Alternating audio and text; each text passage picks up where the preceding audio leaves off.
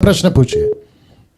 हाँ सर, मेरा नाम सतीश अमोलिक है। मैं पुणे से बात कर रहा हूँ। जी।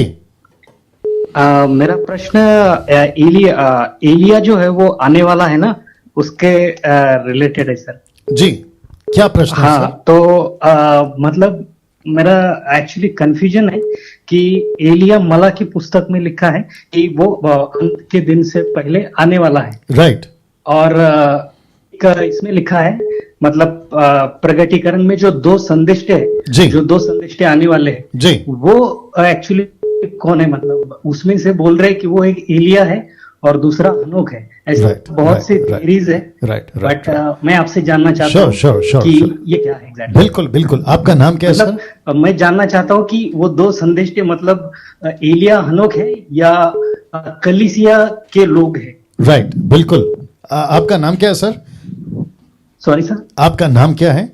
मेरा नाम सतीश है। सतीश। अमोलिक, और मैं पुणे से हूँ। गुड। सतीश जी लाइन पे बने रहे।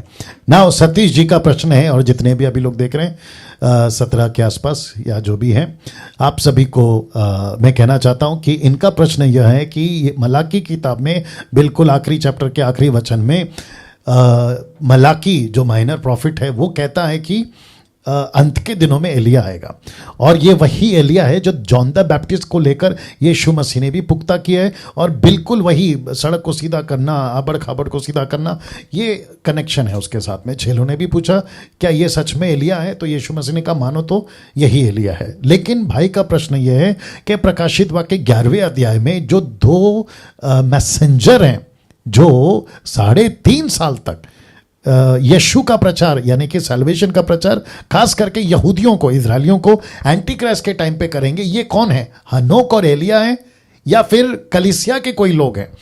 अब आपका तो ये कहना है, लेकिन कुछ लोग ये भी कहते हैं कि वो मूसा होगा, वो मूसा और एलिया होगा। कैसे? लूका की किताब 9:35 नहीं चाहिए, कहता है कि जब यीशु पहाड़ पे ट्रांसफिगरेशन यानी कि बदलाव हुआ सफ़ेद कपड़े में, उजाले में, तो वहाँ पर एलिया था और वहाँ पर मूसा था। तो 90% लोगों का कहना है कि वो एलिया और मूसा होगा। कौन से चैप्टर में? प्रकाशित वाक्य के 11 में। ध्यान से सुनिएगा।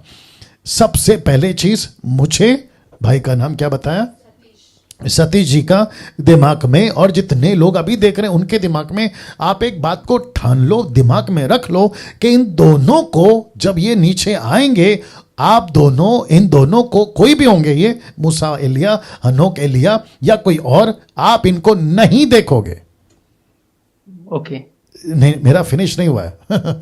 आप इनको नहीं देखोगे। क्यों? क्योंकि आप पृथ्वी पे नहीं हो, आपका रैप्चर हो चुका है, आप उठा लिए गए हो, जिसको कहते हैं प्री रैप्चर। तो सबसे पहले सर आपके दिमाग में यह डाल लो कि वो कोई भी हो, हम उसको नहीं देखेंगे, क्योंकि कलीसिया का उठा लिए जाने के बाद की यह घटना घटेगी। अब इसका दूसरा एंगल का जवाब, अगर ये मूसा एलिया होते हैं तो भी कोई दिक्कत नहीं, अगर एलिया हनोक होते हैं तो भी कोई दिक्कत नहीं, अगर इनको छोड़ कोई और होते हैं जिसका जिक्र प्रेरितों की किताब 1:10 में लिखा है कि 2 पुरुष जैतून के पहाड़ पर, यह वही जैतून का पहाड़ का जिक्र है जो प्रकाशित वाक्य के 11 अध्याय में लिखा है, जैतून के 2 पेड़। तो कनेक्शन है। ये 2 पुरुष कौन है? नहीं लिखा नाम। वो एलिया था, मूसा था, एलिया था, हनोक था, नहीं लिखा है, लेकिन लिखा है 2 पुरुष। आप चाहिए तो कभी भी पढ़ लीजिएगा, अगर आपने निकाल दिया तो मुझे दीजिएगा, बट मैं आपको वापस बता दूं, ये जो भी हो, आप और हम उसको नहीं देखेंगे। तो लिखा है उसके जाते समय जब वे आकाश की ओर ताक रहे थे, वचन 10 Acts 1:10 कहता है, देखो 2 पुरुष श्वेत वस्त्र पहने हुए उनके पास आ खड़े हुए। अब ये कहां पर हैं? मैं आपको वो भी बता देता हूं।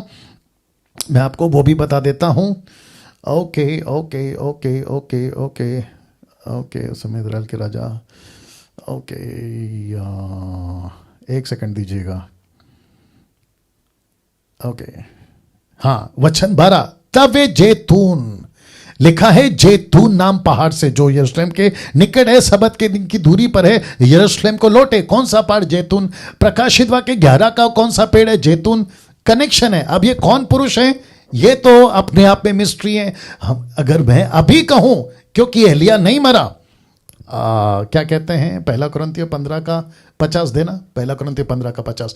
पौलुस कहता है मांस और लहू परमेश्वर के राज्य के वारिस नहीं हो सकते। मांस और लहू, हाँ वो यही है। पहला कुरिन्थियों 15:50 कहता है, हे भाइयों मैं ये कहता हूं कि मांस और लहू परमेश्वर के राज्य के अधिकारी नहीं हो सकते और ना नाशवान अविनाशी का अधिकारी हो सकता है। तो इसका मतलब है कि जो पृथ्वी का शरीर है उसको मरना पड़ेगा। तो हनोक नहीं मरा, एलिया नहीं मरा, मूसा की डेड बॉडी का जिक्र हमें पता है, यूदा की किताब हो या प्रकाशित डिटरनॉमी का आखिरी चैप्टर हो, हम सभी को पता है कि उसकी डेड बॉडी आज तक नहीं मिली। तो ये अपने आप में रहस्य हैं जिसको परमेश्वर ने डिस्क्लोज नहीं किया, लेकिन उसके पीछे अभी हम क्यों पड़े। राइट भैया?